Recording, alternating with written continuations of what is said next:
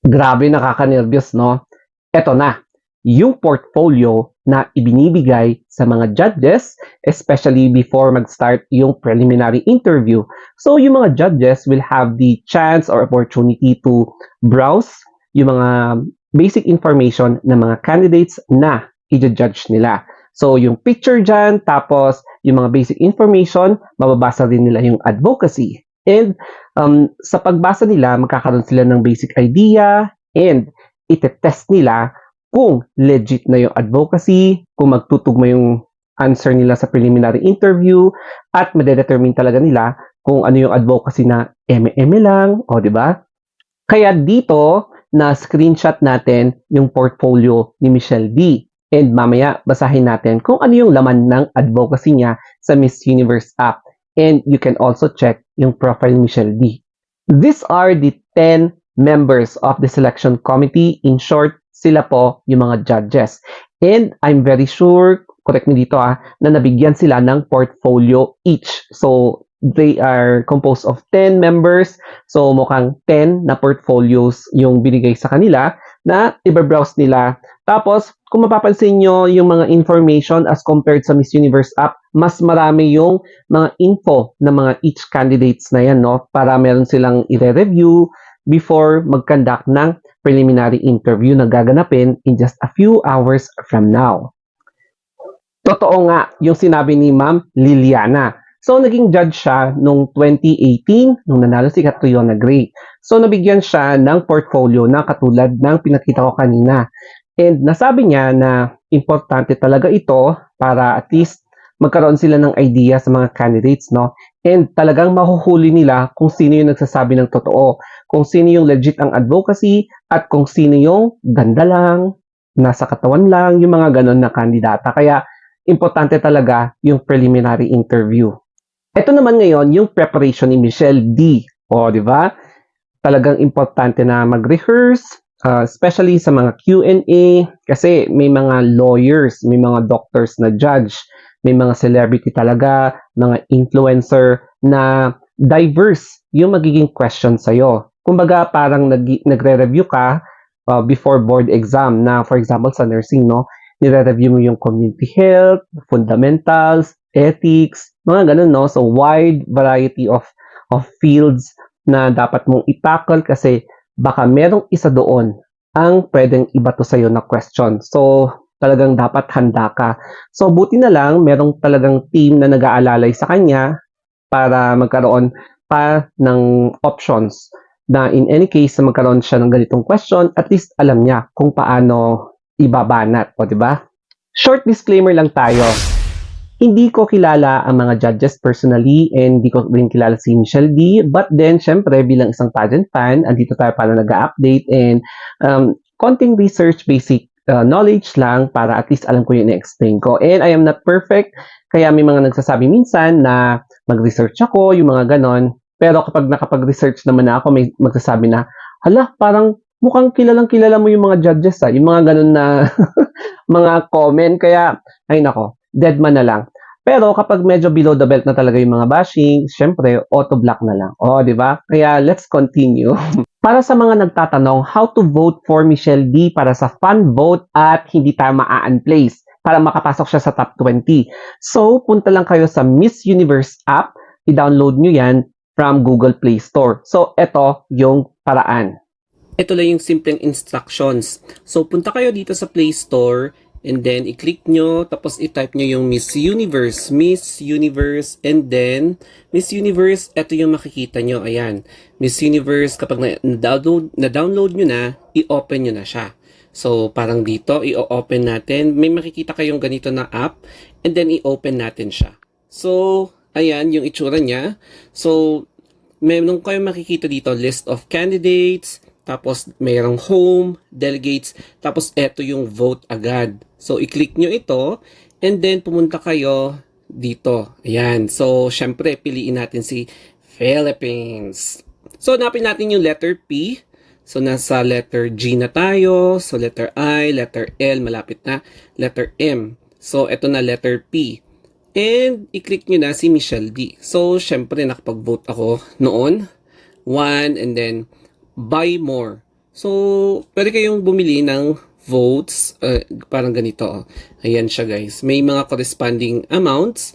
So, kung gusto niyo ng 1,000 vote, grabe. Medyo mahal siya. Ang pinakamura is 48 pesos pero tatlong votes. O, di ba? So, eto, siguro naman kayang-kaya natin na magkaroon ng 3 votes, gumamit lang kayo ng GCash. Pero mag-ingat kayo sa mga scammers ha. So, yun lang yung pinakasimple paano mag-vote. I also advise you na i-check yung Miss Universe app para makita nyo yung mga profiles ng mga candidates and mapapansin nyo talaga kung sino yung magandang advocacy at yung mga candidates na eme-eme lang talaga yung advocacy or mukhang wala. Parang nakukulangan lang kayo. So dito nyo talaga mapapansin yung mga posible na makakapag-defend ng maayos during the preliminary interview kasi malaman yung kanilang advocacy, di ba? So, eto, i-check natin yung tatlong, for me, na pinakamatunog dito sa Miss Universe. Tignan natin kung sino yung may pinakamatunog na advocacy. So, dito sa main page ng Miss Universe app, i-visit natin yung mga candidates. So, yung top 3 na pinakamatunog na candidates muna ha. So, i-click natin, punta tayo dito sa may delegates. Yan. And then, hanapin natin si Nicaragua. So, hanapin anong pwedeng matuklasan natin sa kanyang advocacy. So, nasa letter L na tayo and then letter N. Nicaragua. So, eto na yun. And i-click na natin si Shanice Palacios. So, basahin natin yung kanyang advocacy and eto. I am Shanice Palacios, Communications graduate, and although it may not seem like it, I am a behind-the-camera enthusiast, whether as a producer or editor. My anxious episodes were the engine to start my project called Entiende tu Mente, or Understand Your Mind. This project seeks to emphasize the importance of mental health. So, yan yung kanyang parang pahapyaw na advocacy. Tapos, tignan naman natin kay Philippines. O, di ba? So, alphabetical order tayo ngayon. And, dito sa kanyang profile, o, di ba? So, ito yung kanyang bio, di ba? Bio data. Get to know Michelle. Michelle is a 28 years old entrepreneur, advocate, adrenaline junkie, award-winning actress, beauty queen who graduated with a degree of psychology. So, psychology graduate pala siya and an accomplished certificate course in entrepreneurship at Harvard University.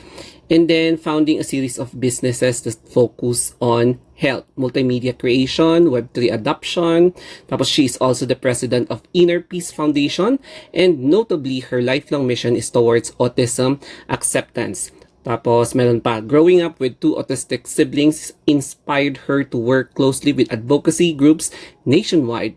And with that, Michelle has been Autism Society Philippines Goodwill Ambassador since 2019.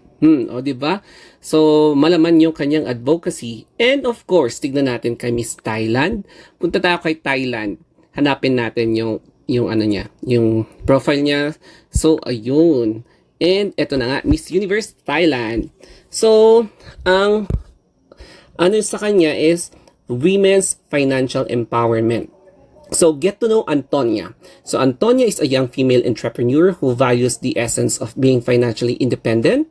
Antonia wants to be a motivational leader who inspires women around the world, or women around the world pala, to take little steps to follow their dreams, stand up for themselves, and give back to the society. Antonia wants the Universe competition to be a platform that directs people's attention to the importance of women's economic empowerment. So, yan yung kanyang advocacy. Ngayong nakita nyo na, sino sa tingin nyo ang may mabango or mabigat na advocacy? Kayo na ang humusga. And you can also check yung mga ibang candidates, yung profile nila kung sino sa tingin nyo ang maganda. Kaya ito nyo lang na basahin isa-isa para makita nyo kung sino yung pinaka-unique na may, ay, okay pala to may naniniwala sa aliens, yung meron siyang ina-advocate na talaga yung sarili niya, meron din yung tao na magugulat ka kasi scientist pala siya, yung ganon. Maraming bulaga, maraming surprises na matutuklasan mo kapag babasahin mo yung mga profile ng candidates. Kaya itry nyo din. Pagdating naman sa schedule, sa preliminary interview, walang announce kasi medyo mahaba yon kaya mukhang aabutin ng 2 to 3 days yung interview. So magsisimula ngayon and then hahatiin ng iba't ibang grupo yung mga candidates.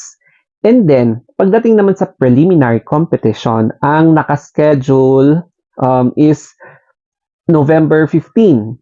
Pero syempre since magkaiba tayo ng time zone, I think mas nauna tayo, 'di ba, na time zone kaysa sa kanila. November 16 natin dito ng gabi.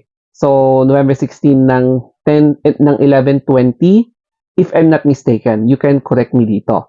Tapos November 16 doon yung national costume. Ayan. And then merong ilang days na pahinga, tapos finals night na. O di ba? Medyo nakaka-confuse talaga yung sa time zone natin kasi magkaiba. Anyway, continue lang tayo sa pagbo-vote habang meron pang oras para hindi natin hahayaan na ma-unplace ang Pilipinas ulit. So, ang goal natin is to help Michelle D para maka-penetrate sa semifinals. For me, happy na ako kapag nakapasok ng Pilipinas sa semifinals kasi eto na ulit ang panibagong simula sa placement streak ng Pilipinas. And sana ma-maintain natin ang momentum hanggang sa mga next years. And bonus na lang sa akin kapag naka-penetrate siya sa top 10, top 5, top 3, and then Corona, no? Pero yun lang guys, huwag kayong magalit kung sasabihin ko na wag masyadong umasa kasi masakit talaga kapag iba yung expectation sa actual result. Kaya wag mo na talagang ibuhos ng kung ano yung gusto mong mangyari kasi syempre mahirap ma-high blood. O di ba? And I hope talaga, ladies and gentlemen, na after ng pageant, I hope na andyan pa rin kayo na nanonood sa mga stories ko kasi syempre may mga non-pageant related topics tayong i-discuss, o di ba? So, sana nagustuhan nyo itong video na to and sana marami kayong natutunan. So, more videos to come and mag-suggest kayo kung ano pa yung mga next topic para i-consider natin na i-vlog. Okay? So, that's it guys. Thank you and sana nakarelate kayo and always think positively. So, that's it. Thank you and have a nice day.